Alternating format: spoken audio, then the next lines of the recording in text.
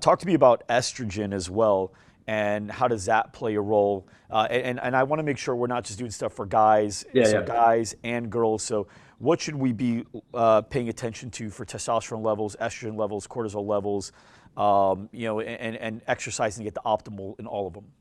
Well, it's interesting because estrogen isn't so much an anabolic hormone like the other ones. So it doesn't, it's more of, it controls the female ovulation cycle, and it's more of a female reproductive hormone, right? And it doesn't play a role like testosterone and growth hormone, along with something called insulin like growth factors. They play a role in helping rebuild the muscle tissue.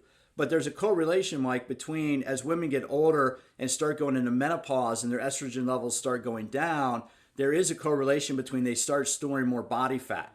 And part of it, they're not 100% sure if it's caused by the loss of estrogen or if as they age, they just have less physical activity. But what I do know, and this is primarily anecdotally, just from my experience being working in the industry for so long, is that I've heard from so many women over the age of 40 that once they start strength training or once they start doing like higher intensity workouts, they're like, I don't need to spend an hour on the treadmill anymore. They go in, they do like a 30-minute weight class, or they go in and do like a 30 to 40-minute HIIT class, and they're getting the results they want. And one of the reasons that might be is because women will produce more growth hormone naturally. Testosterone is produced in the testes. It's a male sex hormone. Women produce a little bit in the ovaries and a little bit through the hypothalamus pituitary axis, but really, when it comes to muscle building in women, growth hormone plays more of a role. And so high intensity exercise will elevate levels of GH in women, which GH helps release fat for fuel. That works with cortisol there. So GH helps burn fat, free fatty acids for fuel. GH also makes the skin look younger. Not a bad benefit. I mean, if you go to an anti-aging doctor, I'm not far from La Jolla here in Southern California. If you go to an anti-aging clinic there, they're going to give you Botox and growth hormone injections. And that's one of the things that they can look at in terms of marketing is saying, hey, we can help you with anti-aging because HIIT will elevate levels of growth hormone. HIIT, we know that growth hormone helps skin look younger. It helps build muscle in our later years. And there's a lot of research to show that as we get older in our 60s and 70s, that if we do the right style of high intensity training, then our bodies will produce more of the hormones for developing muscle. And honestly, Mike, as a marketer, that's the one thing I think people are missing right now in the industry. And that's that strength training and high intensity interval training help really slow down many of the effects of the aging process. Now, I'm a marketing guy, so I Yeah. hear this away, and I want to make sure I'm saying it the right way. You said HIIT will elevate levels of growth hormone. Is it proper to say will, or should I say HIIT can elevate levels of growth hormone? HIIT can. I mean, I always, and that's in that line, can or could or may is much better to do than will. Will is like I'm guaranteeing it'll happen. And I Definitive. can't guarantee I can't guarantee specific results, right? We can't guarantee specific results. We can say, hey, based on the evidence of what we've seen, this should happen as a result. Now, I don't know sleep, nutrition, all that stuff, your muscle levels and everything, all that stuff plays a role in it. But really, what you want to say is it could, it can, it may add that benefit. When you start using will, is when you start. That's when it becomes a definitive answer. And I personally, as a writer and as someone who does a lot of public speaking, I try to stay away from those words and I try to use more of the suggestive words. Yeah, and that phrase that I just said, that was more for everyone listening in that goes, I'm going to add that into our scripts. And it's just like, make sure can have positive effects on growth hormone levels, you know. Um, so we talked about cortisol, you know, when you overtrain. What I do want to talk about, we touched on testosterone, but does HIIT training, can it have a positive effect on testosterone enough to where we can say this type of workout can actually increase testosterone levels as well? Oh, I mean, that's what the research is pretty definitive in showing, man. Even for older men and deconditioned older adults, and again, the reason why I reference men is that's where they've done the studies. There's one study, and I wrote about this last year in a blog for the American Council on Exercise, where they put deconditioned men in their 60s through a high intensity indoor cycling workout, and the men elevated their testosterone levels over the course of that workout. Because what testosterone does is testosterone helps repair muscle tissue. And as we age, if we're not doing the strength training, if we're not stressing the body, then what's going to happen is our body will naturally start producing less testosterone. But as we get older, as we stay in our 40s, 50s, and 60s, even as we age and we maintain that strength routine, maintain that strength regimen, our body will continue to produce testosterone. We also have to look at diet. We also have to look at sleep.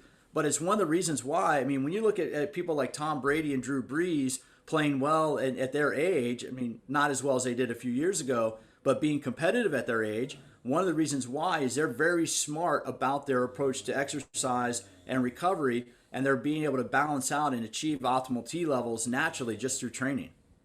Yeah, I don't know if she still has it. I don't think she does. But Oprah had a podcast, and I think it was McKenna that shared it with me about Tom Brady. Tom Brady was on it, and he said that he always has a bottle of water in his hand, and he's just always walking around with a bottle of water. And they were like, she's like, will you ever have a popsicle? He's like, yeah, I might have one, but I just don't put myself in the position to have a popsicle, so I'm just never really around them. But I just thought it was interesting. That whole episode of how he takes care of his body was great. Jumping back to testosterone, we know it can improve muscle. We know that it can decrease body fat by having higher levels. Can having a higher testosterone, or not high, but higher to where it's healthy, can it improve quality of sleep? I don't know. That's a good question. Off the top of my head, I don't know if there's a correlation between T levels and sleep, but T is produced during sleep. So testosterone is produced and released during the REM cycles of sleep. And there are 4 stages of sleep. You have 3 stages of near REM and 1 stage of REM. And both testosterone, which again, men is produced in the testes, women produce it through the HPA, the hypothalamus pituitary axis. It's produced more in the sleep while your body's repairing. And that really would, that's a good question. I don't know off the top of my head if elevating T levels will help you sleep better, but the opposite is true. Getting better sleep should help elevate T levels. Okay, awesome.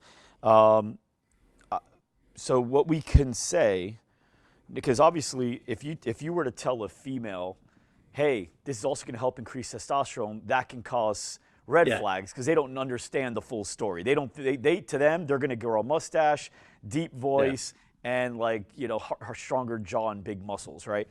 But what you can say is HIIT training, in a marketing message, HIIT training can have a positive impact on hormones that will allow you to increase your lean muscle mass a little faster, also decrease your body fat a little faster, as well as improve your sex drive and libido.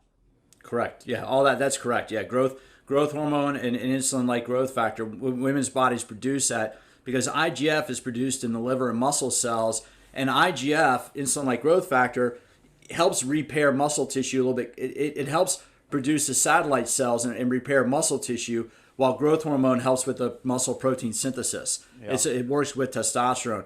The primary difference is T is an anabolic steroid. Well, anabolic means growth, and T is a steroid. Testosterone is a steroid, meaning it has receptors on the nucleus of the cell. So when hormones are produced in the body, they just wander around looking for specific cell receptors. And steroids look for receptors in the nucleus of the cell. So if you've ever been prescribed steroids by a doctor, what you're doing is being prescribed a drug that's designed to interact with the nucleus of the cells that's designed to function on. Growth hormone and insulin-like growth factors are peptide hormones, meaning they work on the membrane of the cell and the outside of the cell. So that's where they do work together. There's a correlation there. But yeah, with women, man, I would stay away. I just use the hormones that really help with producing muscle, burning fat, and just exactly what you said. Help. And the key thing is, again, coming down to slowing down the aging process. Because I really think that's a marketing message that not many people in the industry are really honing on to. Is because especially for guys like us, right? Over the age, I'm 48, going to be 49 this year. That if you told me, like, I'm not as worried. Mike, I've driven a minivan I live in suburbia. I'm not as worried about six-pack abs anymore. But if you told me that, hey, exercise can reduce stress and help slow down the effects of aging, hey, now I'm interested. So tell me more about that. I'm 40-something years old. Yeah, I'm getting tired. I don't have the energy I once did. Tell me how exercise can help change that and help me feel younger again. Yeah, I like that. Really focusing on the anti-aging. I think that really would be good for anybody. I'd say probably any female above the age of 25 is probably already starting to think about it. And I think guys, anybody above the age of 30 is already starting to think about it.